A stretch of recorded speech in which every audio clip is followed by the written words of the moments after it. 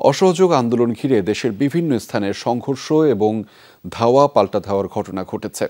ভাঙচুর, অগ্নিসংযোগ করা হয়েছে রাজনৈতিক দলের কার্যালয় সহ যানবাহনে। পরিস্থিতি নিয়ন্ত্রণে আনতে রাবার বুলেট ও সাউন্ড গ্রেনেড ছুড়েছে আইনশৃঙ্খলা বাহিনী।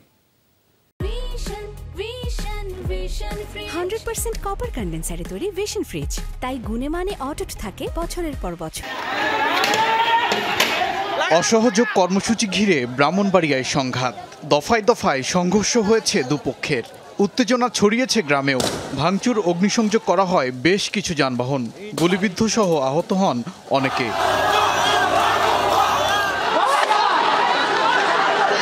রূপগঞ্জে এশিয়ান হাইওয়ের কাঞ্চন চরপাড়া এলাকা। আন্দোলনকারী ও বিরোধী পক্ষ জড়িয়েছে সংঘর্ষে, চলে পাল্টাপাল্টি ধাওয়া।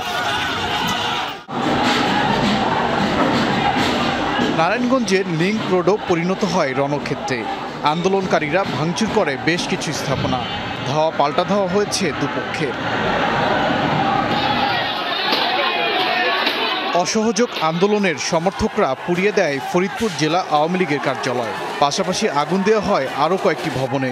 হয়েছে দুপক্ষের সংঘর্ষ।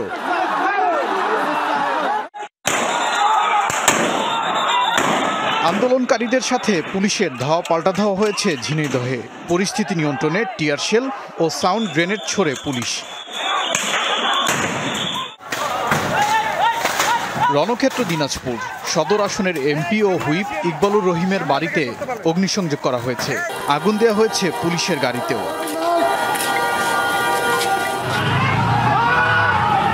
সহিংসতা হয়েছে নাটোরেও, চলে ধাওয়া পাল্টা ধাওয়া।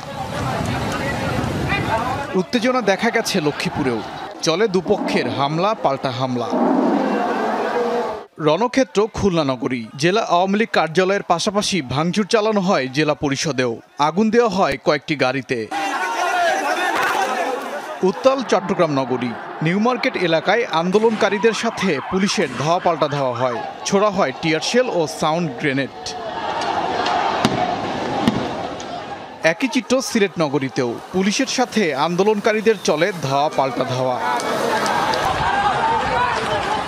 আন্দোলনকারী ও বিরোধী পক্ষের সংঘর্ষ হয়েছে চাঁদপুরে। ধাওয়া পাল্টা ধাওয়া আর ভাঙচুরে ছড়ায় উত্তেজনা। দিনভর উত্তাল ছিল ঝালকাঠি। পুলিশের সাথে আন্দোলনকারীদের সংঘর্ষ হয়েছে, আহত হয়েছে বেশ কয়েকজন। সহিংসতা ঘটেছে মানিকগঞ্জেও। আন্দোলনকারীদের সাথে পুলিশের ধাওয়া পাল্টা ধাওয়া হয়েছে। পরিস্থিতি নিয়ন্ত্রণে ছোড়া হয় টিয়ার শেল ও সাউন্ড গ্রেনেড।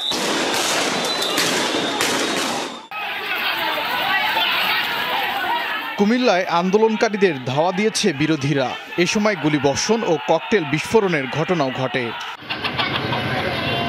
পঞ্চগড়ে সংরক্ষিত মহিলা আসনের সংসদ সদস্য, আওয়ামী লীগ কার্যালয় সহ নেতাকর্মীদের বাড়িতে ভাঙচুর ও অগ্নিসংযোগ করা হয়েছে।